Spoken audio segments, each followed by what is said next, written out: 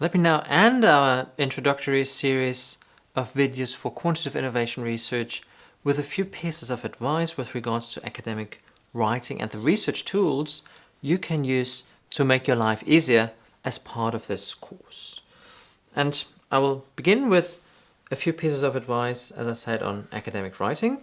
This will be followed by a few very simple guidelines as to the formal requirements, in particular for your research paper. And I will then end by encouraging you, if you're not doing it already, to start to use a professional reference management software, such as Zotero, Citavi, EndNote, you name it. So let's begin with a few pieces of advice on academic writing and on how you can craft your arguments. Because as I said, you need to present a compelling paper, a convincing, well-structured paper. So it's highly important to think and invest time and effort in structuring your argument in as clear and compelling a manner as possible.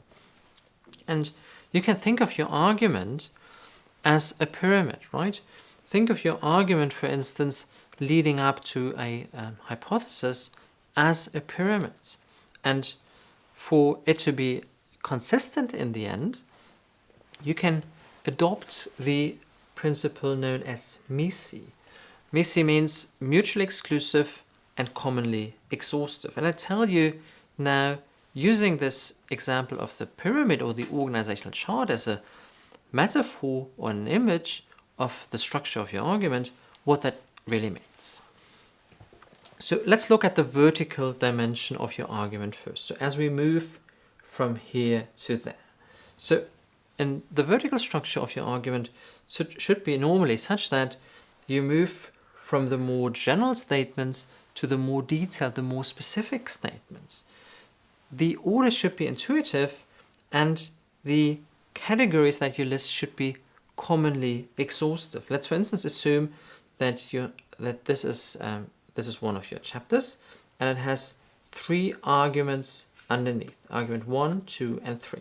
And these arguments 1, 2, and 3, or sub-arguments 1, 2, and 3, should be commonly exhaustive to the extent that they jointly form everything that should be subsumed in this chapter, so that there's nothing missing and there's nothing in it which shouldn't be there.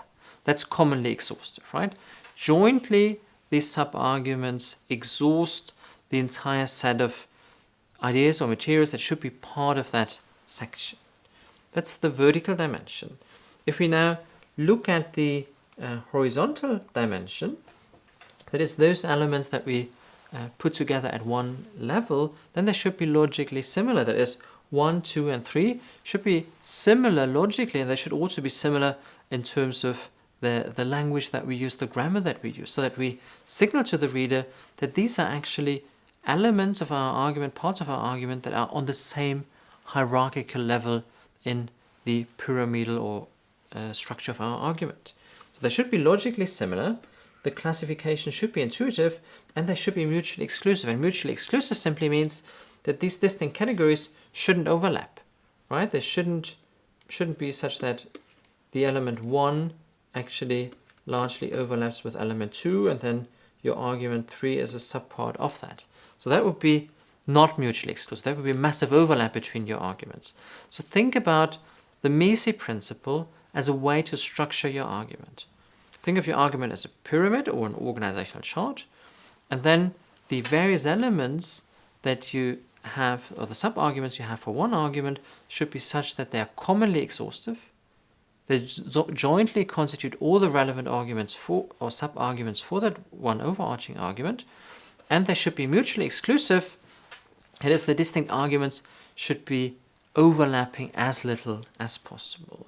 And then I think you have a fairly well-structured, internally consistent argument. Now the question is obviously, how do you come up with the sub-arguments, right? I mean, it's easy to say my argument will be a pyramid or an organizational chart, but you need to have ideas to fill these boxes, right? So how do you come up with your various sub-arguments to structure your overarching argument? Well, there are essentially two equally useful, I think, approaches.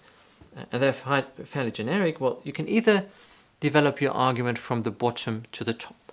That is, you start at the bottom of the pyramid and work your way up. And this is very much in line with a brainstorming approach. In a bottom-up approach, you would start by generating as many low-level ideas as possible. So think about, for instance, the hypothesis that open innovation, openness is related to the innovative performance of the firm. And now you start to think, while reading the literature, why that could be the case at a very granular level. So you could say, for instance, more greater openness in the innovation process increases the amount of ideas we have. Then you can say, well, maybe it doesn't only increase the amount of ideas that we have to work with, maybe it also increases the variance, the variety of ideas that we get to work with, and so forth. And then you develop at a granular level the various arguments that can inform the development of your hypothesis, and then you work your way up by trying to find clusters of related arguments. And this brings you then to that structure of your argument from the bottom up. The top-down approach works obviously exactly the other way around. You start with the aggregate main idea and then analytically try to decompose it, disaggregate it, and then move your way from the top to the bottom. And as a matter of fact, most likely you will be doing some combination of it, right? You'll be having some low-level ideas and some high-level ideas, and you'll be bringing them together. But thinking about this bottom up and top-down approach to argument development, I think can potentially be helpful for you in crafting your own argument for your research paper.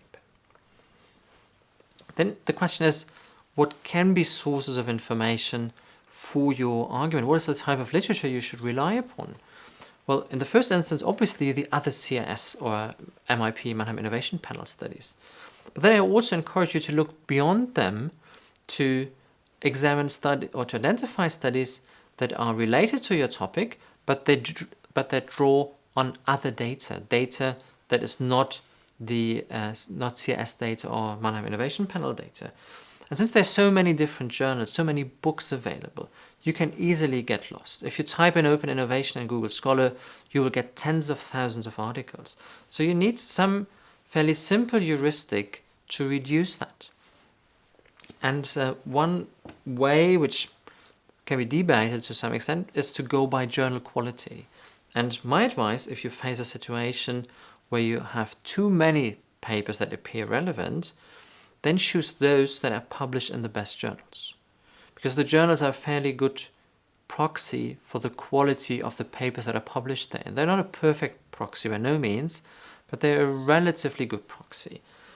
So the journals I would encourage you to focus on are those listed here. And they are the very best journals in the fields of general management, marketing, technology, innovation, and entrepreneurship, and information systems indeed. So they are listed here because they are ranked among the best or most renowned and reputed journals in our fields. This is the first ranking by the VHB, der Verband der Hochschullehrer für Betriebswirtschaftslehre, so the German Association for Business School Professors, if you want. The next is the list called FD45. That's the list of the 45 best journals according to the Financial Times, and it's used to assess business schools' research performance around the world. And then we have the ranking of the Association of Business Schools. So these are three very established journal rankings, and A+ is the highest possible journal quality category of the VHB ranking. FD45X means it's included, and this means it's not included. So they're all included in that list apart from the Journal of Management. And the ABS ranking means also that 4-star is the highest quality ranking. So go with these journals in case you have too many options available. I also encourage you, in addition, to consult the very best innovation management journals. And this is Research Policy and the Journal of Innovation Management, both of which are A-rated in Germany. So let me share with you now some pieces of advice on argument presentation and style. So first of all, I think with regards to argument presentation, it's good practice to signpost. That is to say, at the beginning of a chapter, this chapter I'll be doing, or this chapter is meant to, so that the reader knows exactly where you are in the pyramid of your argument and can follow the structure of your argument easily. Or you say, well, I believe that open innovation, or I argue that open innovation increases the innovative performance of our company for 3 or 4 interrelated reasons. First, second, third, fourth. And then the reader can quite easily follow you and see where in that pyramid of your argument you are. The headings, to make life easier for the reader, at the same hierarchical level should be grammatically equivalent, right? They should be very similar in terms of the language that you're using, so that the reader recognizes that they're all on the same level. And they should obviously also be similar in terms of their numbering and their formatting, so that you show we're at this level now of the pyramid, and it becomes clear to the reader straight away. And then ideally you should also introduce each group of headings, so that it becomes clear what they refer to and what their function is. As for writing, I've got 4 key attributes that I like to see in academic writing, and that is conciseness, simplicity, reflection, and originality. So you should write in as concise a manner as possible. Express your ideas with as few words as possible. And it's indeed, as you'll see, more difficult to convey your idea in fewer words than in more words. Be as concise as possible. Be as simple as possible. Try to avoid long and complex sentences. Obviously, you don't want to oversimplify, but convey your idea in as simple terms as possible. And some people actually say that the relationship between understanding and simplicity of expression is somehow like an inverted U shape. So some would argue, and I've seen that in the past, to be depicted like this. So that simplicity in our expression somehow looks like this as a function of our understanding. So here on the y-axis we've got complexity, and here we have our understanding. So initially, when we have very limited understanding, we express our ideas in very simple terms, simply because we don't know. But then our understanding increases, and we start to increase the complexity of our writing, of our communication. But then the more we understand, the more we are able to reduce the phenomenon in our description thereof to the essence. So what I want you to reach is that simplicity here, which is not a simplicity that is induced by not knowing and naivety, but a simplicity that you're able to express because of a very deep understanding of the subject matter. So try to reach that simplicity that is informed by a very solid and deep understanding of what you're talking about. Then we have, as a third criterion, that you should be as reflective as possible. That is, you should critically engage with the topic, not taking the statements by others and other journal articles for granted, but reflect upon the arguments critically, show me what you think about the arguments, and really make the arguments your own, and be critical and reflective about it. And then be as original as possible, that is, present and justify your own arguments, rather than just summarizing what others have said. Bring into the paper your own ideas, your own identity. Make it your paper, make it your argument. This is what I think makes up for great writing and a very interesting and easy to digest paper and pleasurable to read paper. So let me continue now with a few rather simple rules regarding language and writing that build upon what I've just said. So with regards to the words you choose words that are as simple as possible. Avoid overly complex and sophisticated words. So you don't need to impress anybody with the complexity of the words and terms you use. Use the word that is appropriate and that conveys the meaning that you intend to convey in the most straightforward fashion as possible. And omit needless words. And some people who are professional editors, say that in any text you can at least eliminate 10 to 20% of all words. So eliminate the fill words. Think about the unnecessary words in your argument and get rid of them. Reduce your arguments to the very essence. In terms of the sentences, keep them as short as possible. Keep them as simple as possible. Use positive rather than negating sentences, and use active tense.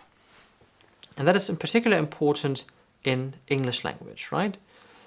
If you say, it was stated that, right? That is a passive sentence, and that doesn't make for good reading. Rather say, author X states that or stated that. Make it active and simple, avoid unnecessary complexity, and try to convey only one idea in each sentence. Don't overload the sentences. Make each idea subject to one sentence. Don't put more than one idea into one sentence.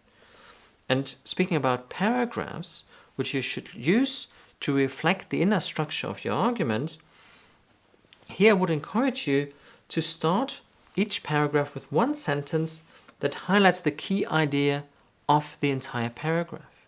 For instance, start the paragraph by saying, I believe that open innovation is valuable because it adds diversity, and then you elaborate upon it.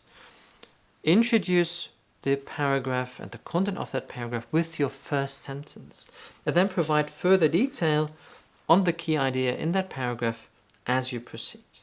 So this conveys also in quite a nice manner the internal structure of your argument. Then I want to say a few words about quotes, and in particular direct quotes. I strongly encourage you to use direct quotes only very occasionally.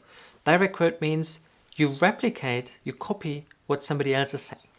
And one legitimate way of using direct quotes, or a legitimate purpose of using direct quotes rather, is to present definitions. And quite often you don't need to reinvent a definition if a good definition exists already in the field. Then it's totally legitimate and even desirable to use the definition that has been established and to put that definition in quotation marks and insert it as a direct quote into your own writing.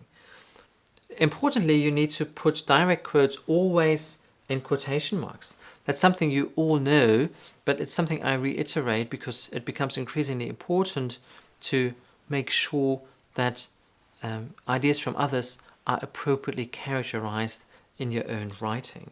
So it's not sufficient for a direct quote to say, this has been taken from Lost and Sorted 2006 and put that in parentheses, but you need to use quotation marks to indicate that it's exactly their words.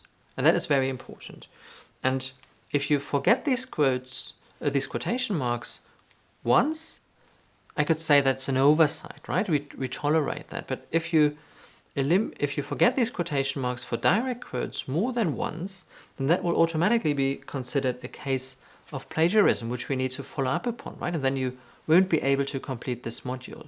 So please be careful, be diligent when using direct quotes.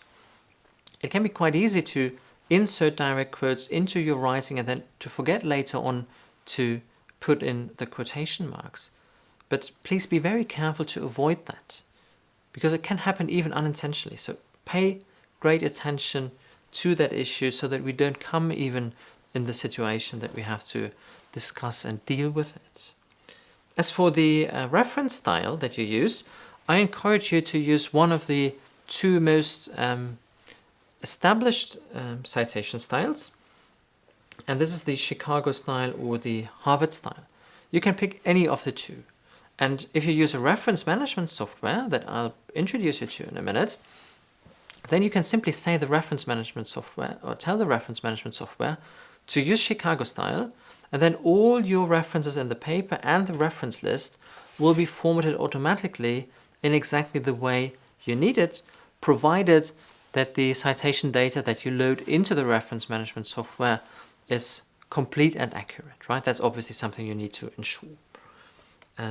As for the format, here are a few formatting guidelines. Use Times New Roman, use 14 points font sizes for the headings, 12-point font sizes for the text, 10 points for the footnotes. Please make sure that the spacing is such that you leave 1.5, that you use a 1.5 spacing for the text, single spacing for the footnotes. The margins are also listed here. Please adhere to this. And I think we'll also be uploading a pre-formatted Word document for you to use for your research paper that makes life for you slightly easier, but you, in the end, have the ultimate responsibility that these formatting guidelines are adhered to. This simply also means to ensure the consistency and to make sure that the appearance of your document mirrors the structure of your argument. So it's very important to get the formatting right, not because it's important as such or per se, but because it conveys your argument. Last, I would like to encourage you very strongly to use a reference management software. Many of you will do that already, I'm sure. And those that do not might have been hesitant to do so because it takes a while to get familiar with it, right? You might have heard about Zotero, EndNote, Citavi, and you might say, well, I need to install that, I need to learn how to use it, I somehow need to get the citation data from Google Scholar, for instance, into my reference management software.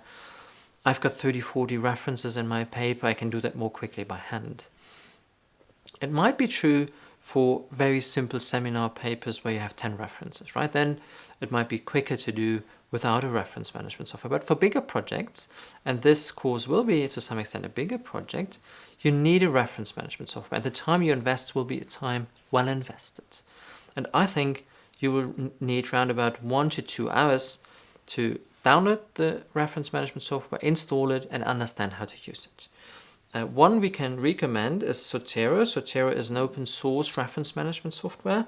You can find a very good video tutorial on how to use Zotero, how to install it, how to install also the Word plugin if you click on this link. And I think in 1 or 2 hours, you'll be all set up and you'll be ready to use that for your paper. And I think it's very good to do that now rather than only start working on it for your master thesis, because then at the very minimum you need a reference management software. You'll be working with hundreds of different references and you will easily lose track and introduce errors to it. Use a reference management software now and then you'll be all set up for your master thesis and a possible PhD later on. The time invested in it now is a time well invested, I can guarantee you. So we have Zotero, open source, free of charge, and then we have as an alternative obviously EndNote and Citavi. Check out this link to learn more about Citavi. You can use any reference management software that you like. The pre-established reference styles such as Chicago, Harvard, they're available on all of them. So it doesn't really matter. It's rather a question of personal taste and preference, what you like better. But please use one of them and familiarize yourself with the workings, the functioning of these reference management softwares and start using them already as part of this course. So we've now reached the end of our session and series of videos on quantitative innovation research. These videos are meant to provide you with some of the background information that you need throughout this course. They very much inform the initial kick-off session of our course on quantitative innovation research. So please make sure that you come to our kick-off session having watched all 7 videos, having done the 3 exercises, and maybe even writing down some of the questions that you have with regard to the content that we cover. And then we can start our kick-off session straight away with your questions on the video material and our discussion of the exercises and any open issues that you might have. So I hope that this was helpful, and I look forward to working with you in this course, which will be a course on learning by doing. It will be a course where you have the opportunity to experience the research process firsthand.